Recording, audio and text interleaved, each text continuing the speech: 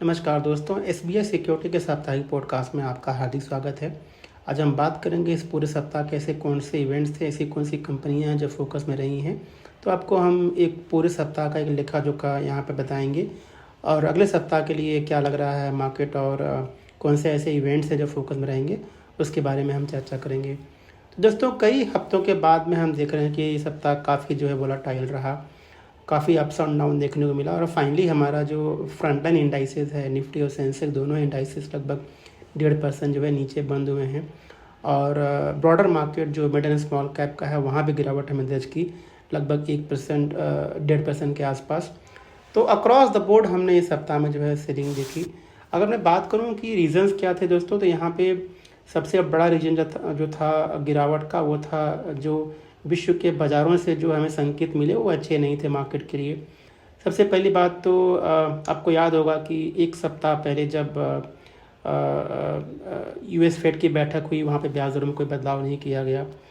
और जब यूएस का एम्प्लॉयमेंट डेटा आया, उसके बाद जो है एक तरह से नेगेटिविटी मार्केट में क्रिएट हुई कि जो एम्प्लॉयमेंट डेटा है या यूँ कहें जो मैन्युफैक्चरिंग डेटा है, ये कहीं रिसेशन की तरफ तो इशारा नहीं कर रहा है। तो रिसेशन फियर की वजह से भी एक मार्केट में सेल ऑफ जो यूएस के बाज़ार में देखा गया और उसका जो है बाकी के मार्केट पे भी जो है पड़ा। और जो अनएम्प्लॉयमेंट रेट है यूएस का, वो 4.3% जो है वो पहुंच चुका, लगभग 3 साल के उच्चतम स्तर के आसपास जो है बना हुआ है। और जो अर्निंग्स हम देख रहे हैं अमेरिकी मार्केट में, खासकर उन टेक्नोलॉजी कंपनियों की, वो अच्छे नहीं रहे हैं, आउटलुक भी उतना अच्छा नहीं रहा है। इस वजह से भी गिरावट जो है हमने यूएस के मार्केट में देखी। और बैंक ऑफ जापान का जो डिसीजन था ब्याज दरों को बढ़ाने का, वो भी जो है एक नेगेटिविटी लेकर के आया एशियाई मार्केट्स में और भारतीय बाज़ारों पे भी।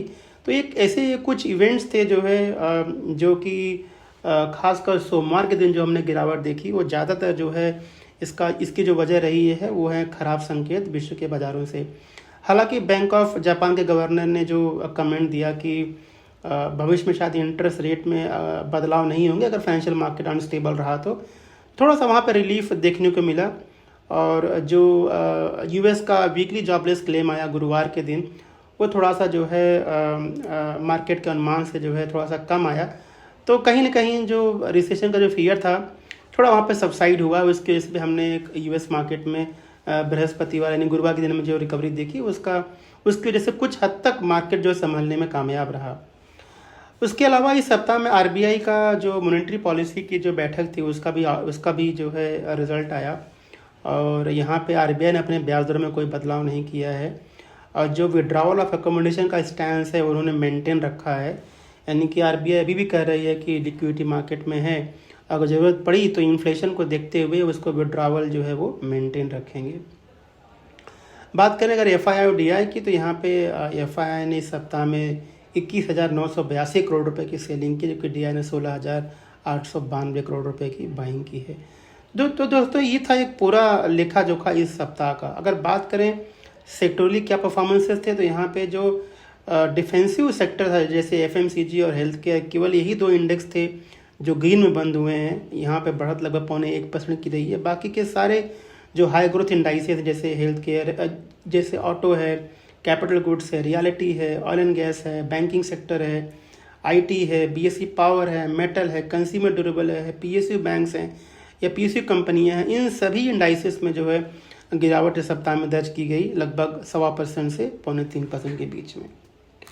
अगर मैं बात करूं टॉप गेनर्स और लूजर्स की, तो निफ्टी में जो टॉप गेनर्स रहे हैं वो हैं Cipla, Eicher Motor, Hindustan Lever, Bajaj Auto और आईटीसी, जहां पे बढ़त 1.5% से 3% के बीच में देखी गई। जबकि जो टॉप गिरने वाले जो शेयर्स रहे निफ्टी में वो हैं Grasim industries, Tata steel, BPCL, Maruti, UltraTech cement, जहाँ पे गिरावट 4 से 5% के बीच में सप्ताह में देखी गई। अगर बात करें कुछ इकोनॉमिक डेवलपमेंट की सप्ताह में, जैसे मैंने बताया कि आरबीआई की जो मॉनेटरी पॉलिसी का जो आउटकम था वो लार्जली एक्सपेक्टेड लाइन पे ही था, यानी कि जो मार्केट उम्मीद कर रहा था वो आरबीआई ने डिलीवर कर दिया। और यहाँ पे रेपो रेट में कोई बदलाव नहीं की गई है और 6.5% का जो है रेपो रेट मेंटेन रखा है आरबीआई ने। और हालांकि उन्होंने जो फर्स्ट क्वार्टर का जो जीडीपी का आउटलुक है थोड़ा सा उनको डाउन किया है, लेकिन फुल ईयर के लिए उन्होंने उसको मेंटेन रखा है। और यहाँ पे जैसे मैंने बताया पहले कि आपको कि जो विड्रावल ऑफ लिक्विडिटी का जो स्टैंस है उन्होंने बरकरार रखा हुआ है।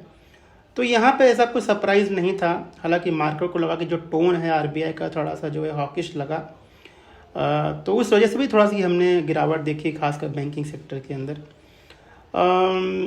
यूएस का जॉबलेस क्लेम डेटा जो आया गुरुवार के दिन वो 2.33 लाख था, जो कि उम्मीद थी 2.4 लाख की। तो एक रिलीफ था यहाँ पे जो है कि नंबर कम आए, इसकी वजह से जो है थोड़ा सा मार्केट जो है संभलने में कामयाब रहा गुरुवार के दिन यूएस के अंदर। आइए बात करते हैं कि ऐसी और कौन सी कंपनियां हैं जो फोकस में नहीं सप्ताह में।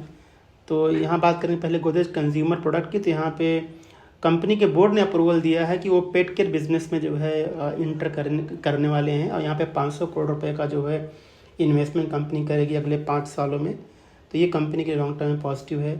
सतलज जल विद्युत निगम यानी SJVN को जो है cabinet committee on economic affair से जो है अप्रूवल मिला हुआ है, और यहाँ कंपनी 5,792 करोड़ रुपए का इन्वेस्टमेंट करने वाली है 669 megawatt hydro electric power projects के लिए। तो ये कंपनी के लिए जो है लॉन्ग टर्म पॉजिटिव है। सुजलॉन एनर्जी ने कहा है कि वो 76% का स्टेक जो है वो रिनोम एनर्जी में जो है एक्वायर करेगी, जो कि जो वैल्यू ऑफ ट्रांजैक्शन होगा करीब 6 से 60 करोड़ रुपए का होने वाला है। तो ये कंपनी के लिए लॉन्ग टर्म के लिए पॉजिटिव सकता है दोस्तों।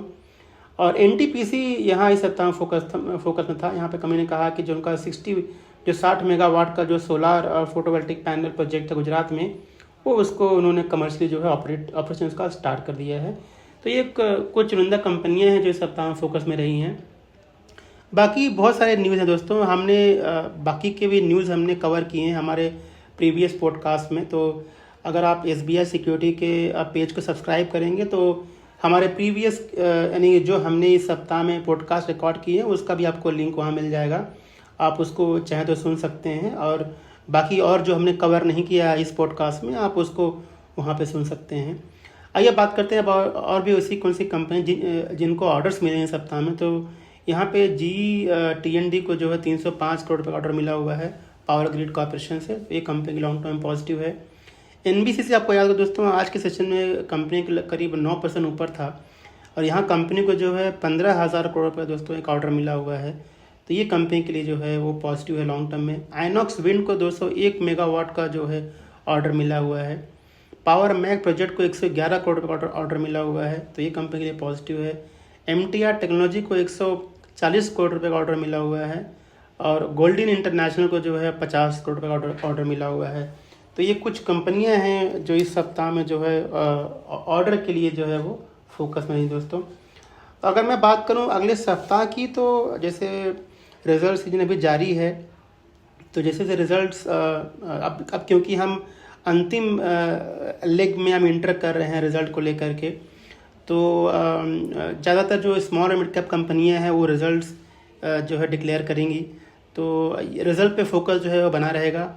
और क्योंकि अगला सप्ताह दोस्तों ट्रंकेटेड वीक है, यानी कि बृहस्पतिवार को जो है इंडिपेंडेंस डे है 15 अगस्त, तो उस दिन छुट्टी होगी।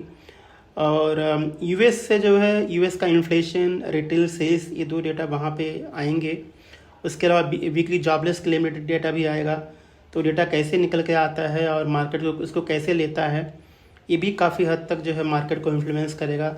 भारत का भी इन्फ्लेशन डेटा जो जुलाई महीने का डिक्लेयर होगा अगले सप्ताह में, और जो मैन्युफैक्चरिंग डेटा है वो भी डिक्लेयर होगा अगले सप्ताह में। तो ये कुछ ऐसे इवेंट्स हैं जो फोकस में रहेंगे, और ये जो है मार्केट को प्रभावित कर सकते हैं दोस्तों। और अगर बात करते हैं रिजल्ट्स की, तो जैसे मैं बताया कि काफ़ी कंपनी के रिजल्ट अभी भी आने बाकी हैं। तो कुछ एक का नाम बताऊँ मैं आप, तो यहाँ पे Aurobindo pharma, APL Apollo tubes, Vinati organics, IRFC, Vodafone Idea, NMDC, हुडको, NALCO, Natco pharma, Hindalco industries, Hero MotoCorp, IRCTC, SJVN, HAL, Mazagon dock. तो ये कुछ ऐसी कंपनियां हैं जिनके जो है वो रिजल्ट्स अभी आने बाकी हैं, अगले सप्ताह में आएंगे। तो इनके ऊपर जो है फोकस रहेगा दोस्तों। पूरा रिपोर्ट आप हमारे वेबसाइट से डाउनलोड करके जो है पढ़ सकते हैं। इसमें हमने कॉर्पोरेट एक्शंस भी कवर किया हुआ है, यानी वो कंपनी जो कि डिविडेंड बोनस देने वाली हैं आगे चल करके, जिनका ओपन ऑफर चल रहा है, या जिनके स्प्लिट होने वाले हैं शेयर्स के, या ऐसी कंपनियां जिनकी बोर्ड बैठकें होने वाली हैं और वहाँ पे क्या एजेंडा है और क्या कुछ डिस्कशन होने वाला है, तो वो भी हमने यहाँ पे हमारी रिपोर्ट में मेंशन किया है और आपसे अनुरोध है कि आप उसे जो है पढ़ें और डिटेल में जानकारी आप उसमें ले सकते हैं। तो दोस्तों, ये था हमारा इस सप्ताह का वीकली रैप पॉडकास्ट। हमें सुनने के लिए बहुत बहुत धन्यवाद और अगले सप्ताह के शुभकामनाएं। Thank you. Investment in securities market are subject to market risks. Read all the related documents carefully before investing.